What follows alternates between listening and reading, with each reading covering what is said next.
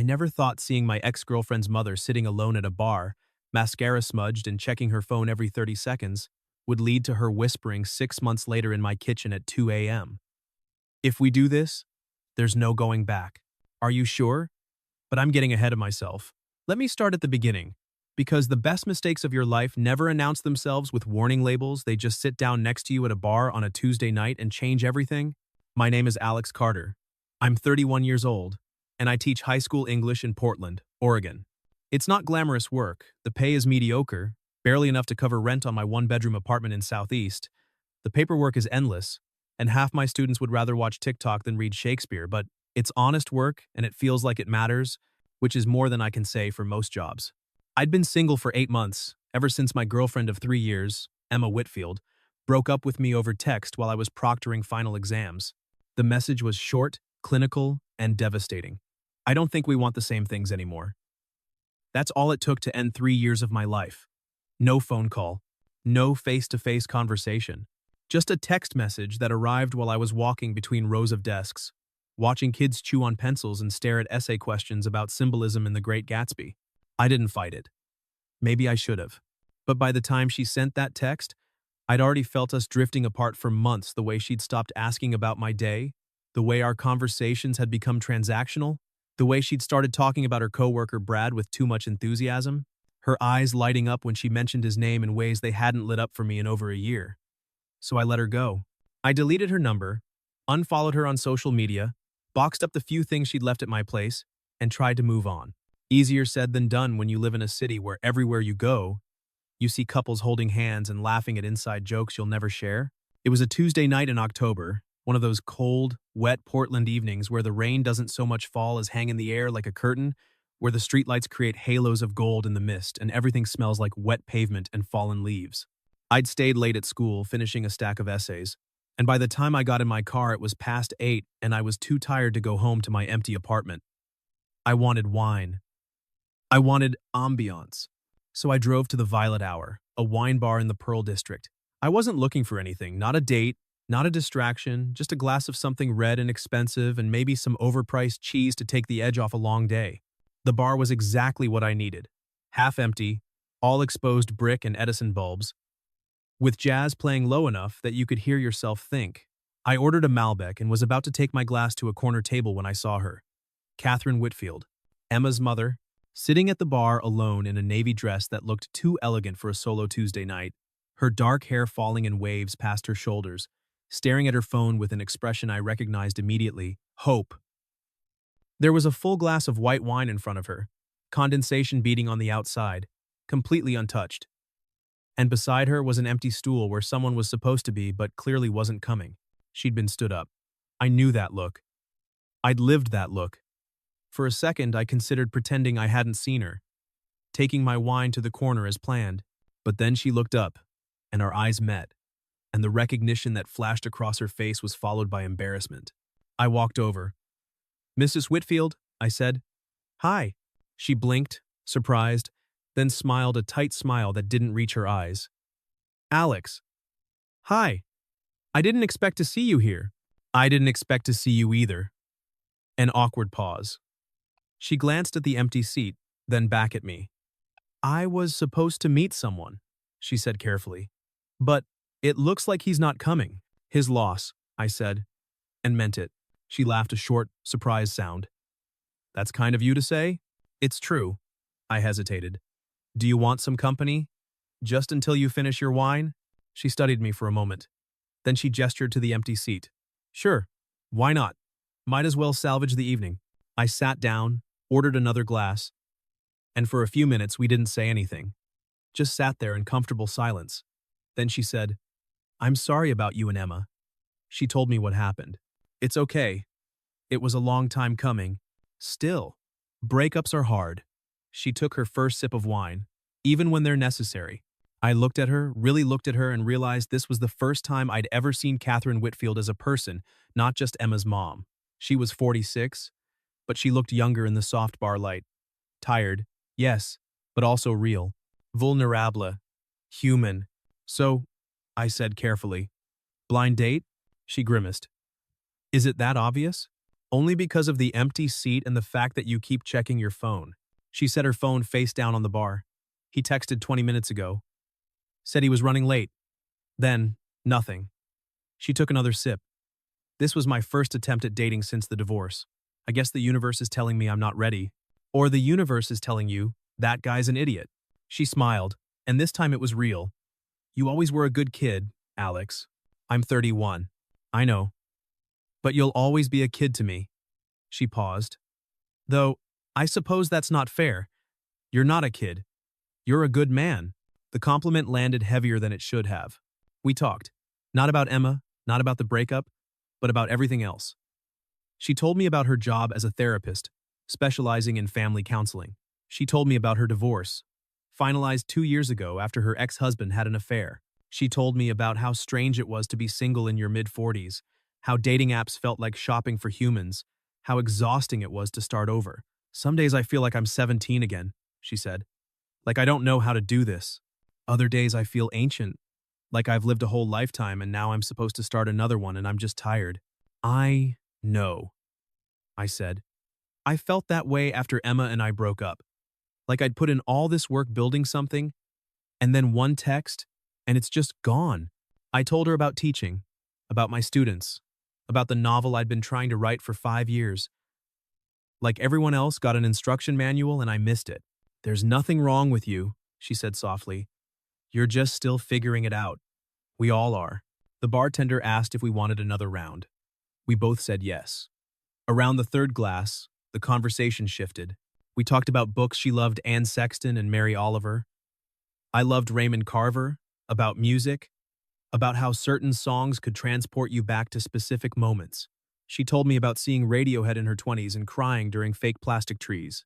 I told her about seeing The National and feeling like every song was about my life.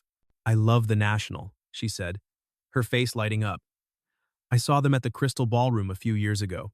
I was at that show, I said, surprised. Really? We were in the same room and didn't even know it. She laughed. Strange to think about. It was strange.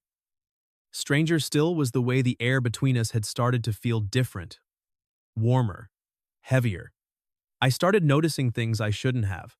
The way her laugh sounded like wind chimes, the way she tucked her hair behind her ear when thinking, the way her dress showed the curve of her collarbone, the way she looked at me when I spoke, with complete attention, like what I said mattered. Stop it, I told myself. This is Emma's mom. This is wrong. But my body wasn't listening.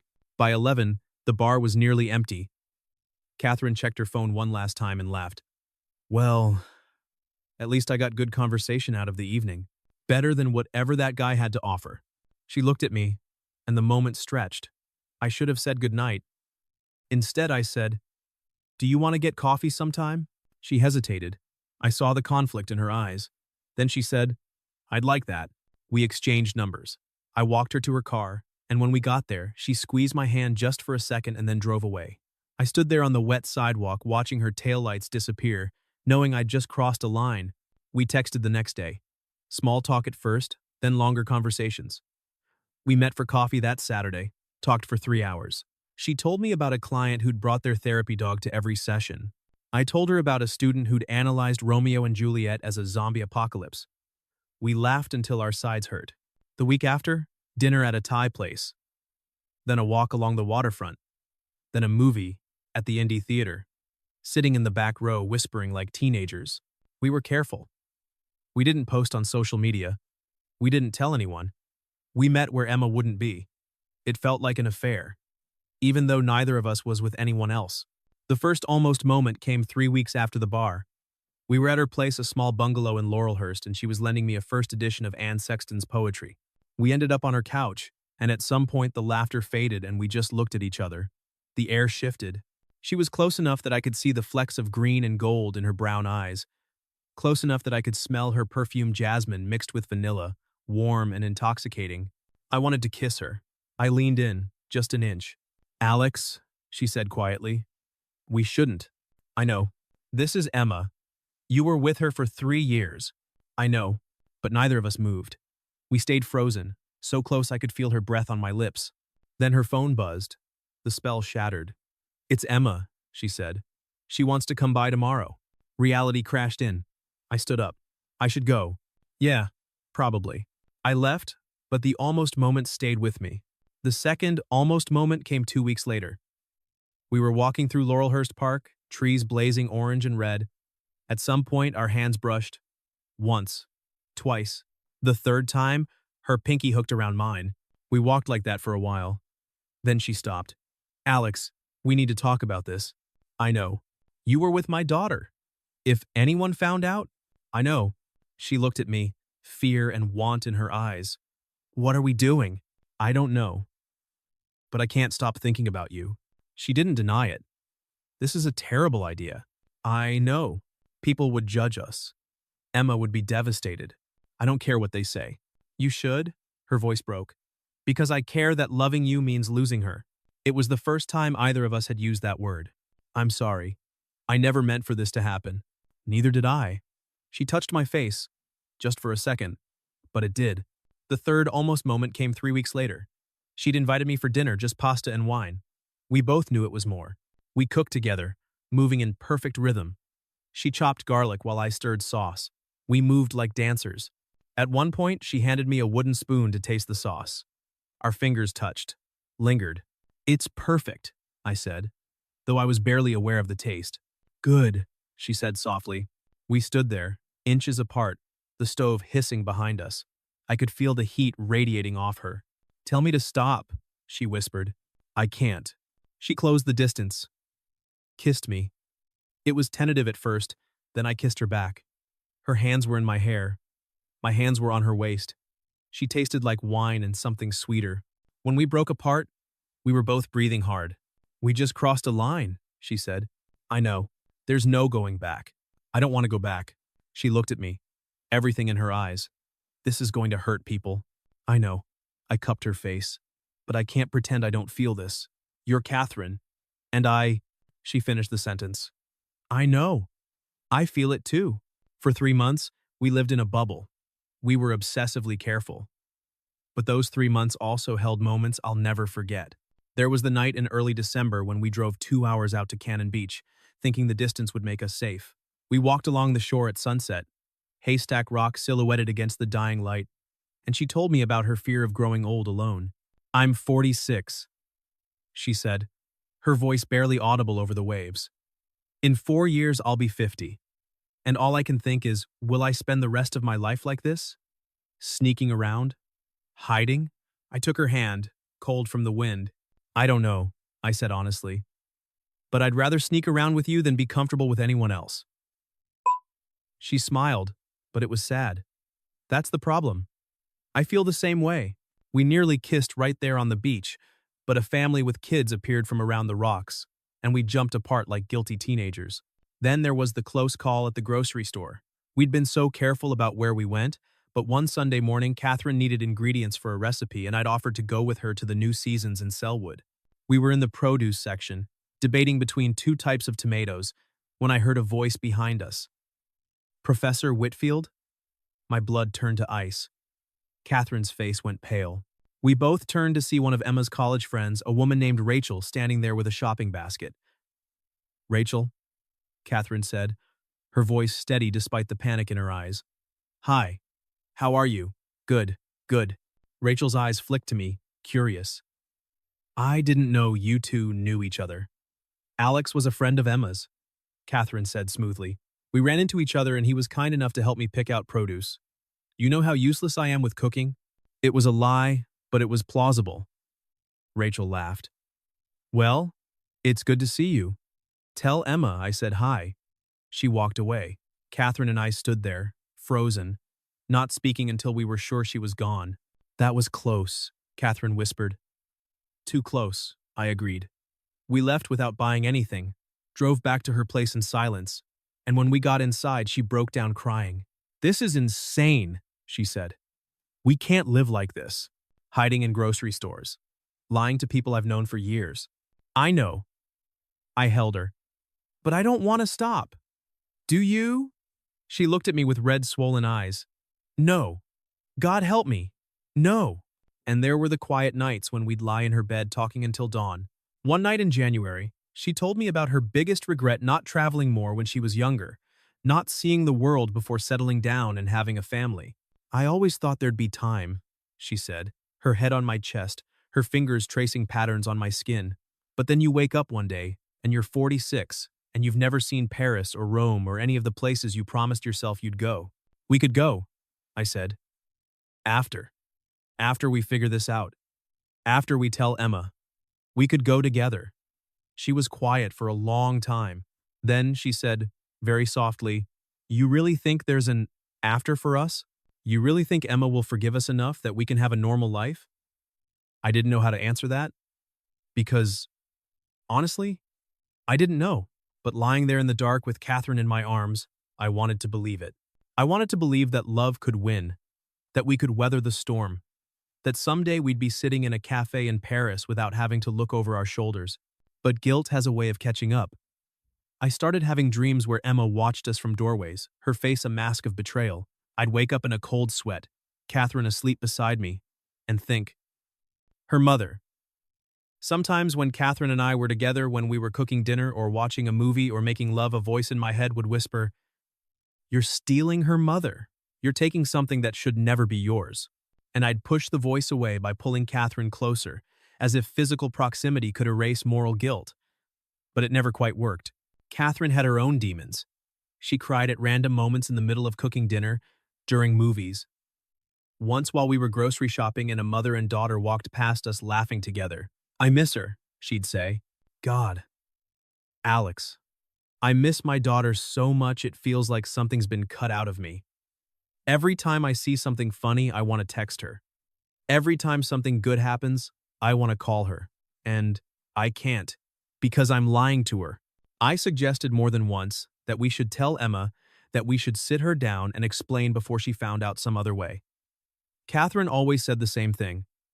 Not yet. Just a little longer. I'm not ready to lose her yet, but we were running out of time. The explosion came on a Friday night in February. Catherine had invited me for dinner. Emma was supposed to be in Seattle for a work conference. Wasn't supposed to be back until Sunday. We thought we had the whole weekend. We were in the kitchen around 8, slow dancing to Norah Jones playing from the speaker on the counter. Both of us tipsy on red wine and the joy of just being together. I was thinking about how her hair smelled like jasmine, how perfectly she fit against me, how this simple moment of dancing in a kitchen was everything I'd ever wanted. When I kissed her hair, breathing in that intoxicating scent, I felt complete in a way I'd never felt with Emma. And then, like a knife in my gut, came the thought, "You're stealing this from her daughter? You're the villain in this story." I pushed it away by holding Catherine tighter. Then, we heard the front door open. We froze. Time stopped. "Mom?" Emma's voice called from the foyer. "Sorry. I know I should have called first, but the conference got canceled and I left my laptop charger here last month." She appeared in the doorway, stopped dead. Her eyes went from me to Catherine, to our clasped hands, to the wine glasses on the counter, to the speaker playing love songs. For a moment that felt like it lasted a year, nobody moved. Nobody breathed. Nobody spoke. Emma's face went through confusion, realization, disbelief, then something that looked like her heart breaking in real time. "What?" She couldn't finish. Catherine started, stepping forward. "Don't." Emma's voice was ice. "Don't you dare take another step. Sweetheart, please, let me explain." "Explain what?" Emma's voice rose, shaking with emotion. "Explain why my mother is in her kitchen? Slow dancing with my ex-boyfriend? Explain why you two are drinking wine and looking at each other like she couldn't finish." Her hands were shaking. "How long?" Silence. "How long, Mom?" 3 months, Catherine whispered. 3 months. Emma laughed, but it sounded like breaking glass. "So, you started this what? Right after I told you we'd broken up? Were you waiting? Planning?" "It wasn't like that," I said, finding my voice. "Emma, we didn't plan any of this. I ran into your mom at a bar. She'd been stood up on a blind date. I sat with her to keep her company. We just talked, and then we started meeting for coffee, and feelings developed that neither of us expected or wanted. You just talked." She turned to me, pure venom in her eyes. "You sat with my vulnerable, lonely mother, and you just talked. And then what, Alex? Then you decided to date her? To fuck my mom? To destroy my family?" "Emma, Please, Catherine's voice cracked. How could you? Emma's tears streamed now. You're my mother. You're supposed to protect me, support me, be on my side. And instead, you took my ex-boyfriend. You took someone I loved. I'm sorry, Catherine said, crying too. I never meant to hurt you. But you what? Fell in love with him? Emma spat the words. With the man I dated for 3 years? Yes, Catherine whispered. Yes, I fell in love with him. You chose him over me. I didn't. Yes, you did, Emma screamed. Every time you met him. Every time you lied. You chose him. And you. She turned to me. I loved you. For 3 years. And this is how you repay me? I didn't go after her, I said steadily. We found each other. And I can't apologize for loving her. You can't apologize. She stared at me like a stranger. I will never forgive you for this. Never. You've lost me. I hope he's worth it. She grabbed her bag, turned to Catherine one last time. I don't have a mother anymore. The door slammed hard enough to rattle the windows. Catherine collapsed. I caught her before she hit the floor. She was sobbing huge, wrenching sobs that shook her whole body. She's gone. I've lost her. What have I done? That night was the longest of my life. After Catherine's sobs finally subsided into hiccups and gasps, we just sat there on the cold kitchen floor, not speaking, not moving, the Norah Jones playlist having long since ended and left us in terrible silence. The wine glasses sat abandoned on the counter. The pasta sauce congealed in the pot on the stove. At some point, I got up to turn off the burner, and the simple mechanical action of reaching up and twisting the knob felt surreal, like I was moving through water. Catherine stayed on the floor, knees pulled to her chest, staring at nothing. We should clean up, I said finally, my voice hoarse. Yeah, she said. But neither of us moved. Around midnight, I helped her up and we went through the motions, pouring the ruined sauce down the drain, washing the dishes, putting away the wine. We moved like robots, not speaking, not looking at each other. When we were done, Catherine walked to her bedroom and I followed. We lay in bed, fully clothed on top of the covers, staring at the ceiling. Do you think she'll ever forgive us? Catherine whispered into the darkness. I don't know. I can't lose her. Alex. She's my daughter. She's my whole world. I know. But I can't lose you either. She turned to me, her face wet with fresh tears. Does that make me a terrible person? That I can't choose? No, I said, pulling her close. It makes you human. We didn't sleep that night. Just lay there holding each other, listening to the sounds of the house settling, both of us waiting for a phone call or a text that never came. The fallout was immediate and brutal. Emma told everyone, her friends, her coworkers, people I didn't even know existed. She told Catherine's ex-husband, who called the next morning. I was there when Catherine answered, watched her face crumple as his voice came through, loud enough that I could hear the venom even from across the room. You're disgusting, he said. I always knew you were selfish, but this? Dating your daughter's ex? What kind of mother does that? Rich coming from you? I said loudly enough for him to hear. The man who cheated on her with a 25-year-old colleague. You don't get to judge her. You lost that right. There was a pause. Then he said, voice dripping with contempt, at least I didn't betray my own child. And he hung up. Catherine looked at me. He's right, isn't he? At least he didn't do this to Emma. He abandoned your family for another woman, I said. Don't let him make this about morality. He's a hypocrite. But the words felt hollow. Emma told Catherine's sister, who sent a scathing email about family loyalty and betrayal. Finding out that the people you trust most are capable of the deepest betrayal, she wrote. Within a week, it felt like half of Portland knew. I got dirty looks at the grocery store from strangers. A woman in line at the coffee shop said loud enough for everyone to hear, "That's the teacher who's dating his ex's mother." Can you imagine? A parent pulled me aside at a school event and said her son was requesting a transfer to another English class because she didn't feel comfortable with me teaching him given my moral character. Catherine had it worse. 3 therapy clients terminated their sessions.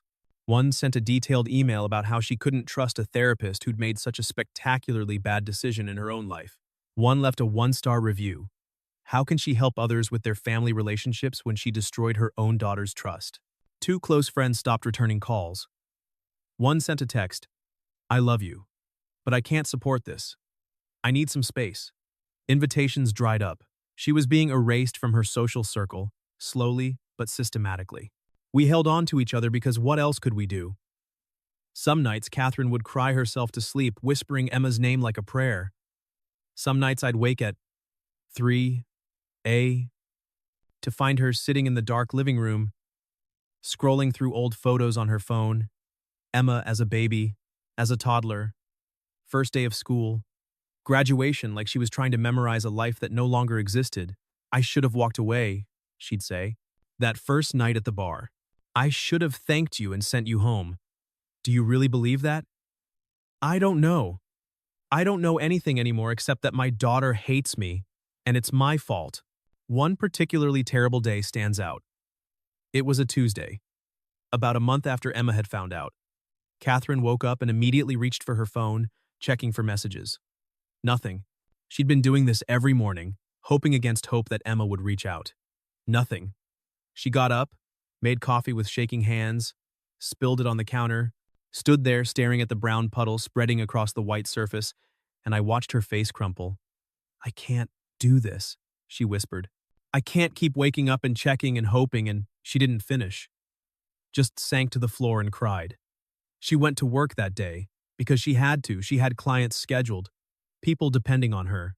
But she told me later that when she arrived, her office mate barely acknowledged her. The receptionist who usually chatted with her about weekend plans said a curt, "Good morning," and looked away. During lunch, Catherine sat alone in the break room. Through the glass door, she could see two colleagues talking in the hallway, glancing her way, clearly discussing her. She came home early, called to cancel her afternoon appointments. And when I got there after school, I found her sitting in the dark living room, still in her coat, staring at nothing. "I'm a terrible mother," she said when she saw me. "I'm a terrible person." "You're not." "Yes, I am. I chose a man over my daughter." "What kind of mother does that?" I sat beside her, took her hand, the kind who's also a person, the kind who deserves to be happy too. "But am I happy?" She looked at me with red, swollen eyes. "Because most days I feel like I'm drowning." A month after the confrontation, I saw Emma in public for the first time. It was at Powell's Books downtown. I was in the poetry section looking for a new anthology when I turned the corner. And there she was, maybe 10 feet away. She looked thinner, tired, like she hadn't been sleeping. For a second, neither of us moved. Then her face hardened, actually hardened, like a mask sliding into place, and she turned and walked away fast. I wanted to follow her, to apologize, to somehow make her understand. But I didn't. Because what words existed that could undo the hurt? Catherine tried reaching out multiple times. She sent letters, actual handwritten letters, pages and pages of apology and explanation. Emma sent them all back unopened, returned to sender written across the envelopes in angry black marker. She left voicemails that went unreturned. She sent texts that showed as read but never got responses. She even showed up at Emma's apartment one Saturday morning, stood outside in the rain for over an hour, knocking, calling Emma's name. Emma never opened the door. A neighbor eventually came out and told Catherine if she didn't leave, they'd call the police. After that, Catherine stopped trying. Or at least, she stopped trying in ways Emma could see. 2 months after the confrontation, my parents flew out from Ohio. "We need to talk," my mom had said on the phone. We met at a chain restaurant in the suburbs. My mom hugged Catherine, polite but stiff, and my dad shook her hand like a business associate. Over dinner, my mom said carefully, "Alex, sweetheart, we're not here to judge, but we're worried. I know it's complicated." "Mom, do you?" My dad spoke up. "Do you understand what you've taken on? She's 15 years older. She's your ex-girlfriend's mother. Have you thought about the implications?" "Yes, we both have." "And you're okay with never having a relationship with Emma again?" "I'm not okay with it," I said. "I hate that we hurt her, but I've made my choice." Catherine spoke up quietly. "This has been harder than we expected, but we're trying. We're doing our best to build something real while dealing with the consequences." My mom softened slightly. "I'm not judging you, Catherine, but I'm a mother too, and I can't imagine." She trailed off. "I don't know how you live with that." "Some days I don't know either," Catherine admitted. But then I look at Alex and I remember why I made this choice. He sees me, the real me, and that's worth fighting for. Even when it's this hard. Slowly, carefully, life began to stabilize. 3 months after the confrontation, Catherine's younger sister Jen reached out with a text. Can we talk? I miss you. They met at a cafe, and when Catherine came home, she was crying different tears. She doesn't understand, Catherine said. She doesn't agree with what we did, but she said, I'm her sister and she misses me and she wants to try. It wasn't forgiveness. It wasn't acceptance, but it was a crack in the wall. Catherine's practice held steady. A few new clients even reached out specifically because they'd heard her story, people dealing with their own complicated situations who respected that she'd chosen love despite knowing the cost. My principal called me into his office not to reprimand me but to check in. You're a good teacher, Alex. One of the best we have. What you do in your personal life is your business. Are you okay? I'm trying to be, I said honestly. Then keep trying. The kids need you. 6 months after that terrible Friday night, Catherine and I were back at the Violet Hour. It had become our ritual once a month. We'd go back to where it started, sit at the same spot, order the same wine, and toast to the night that changed everything. Do you regret it?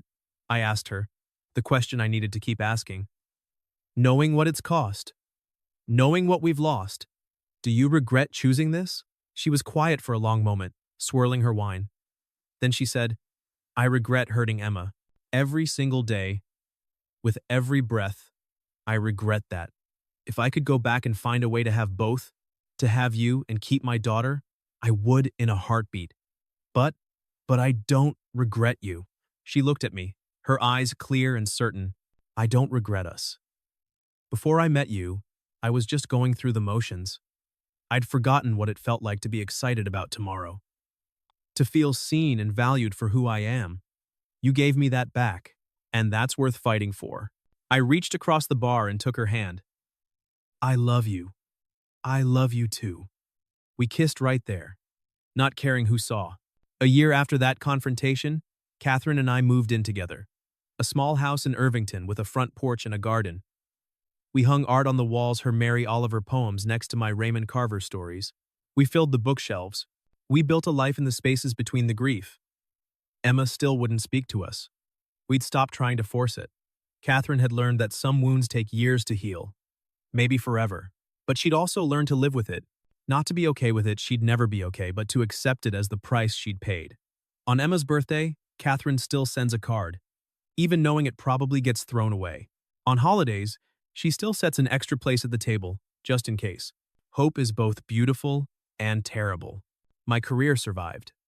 The gossip faded, replaced by newer scandals. Catherine's practice actually grew. She started specializing in family estrangement, and her insights born from painful experience were profound. We made new friends who didn't judge us. Some nights are still hard. Catherine cries for Emma. And some days are good, really good. Days when we wake up, tangled together. Days when we cook and dance in the kitchen to those same Norah Jones songs. Days when I look at her reading on the couch and think, this is what I chose. Last month, something small but significant happened.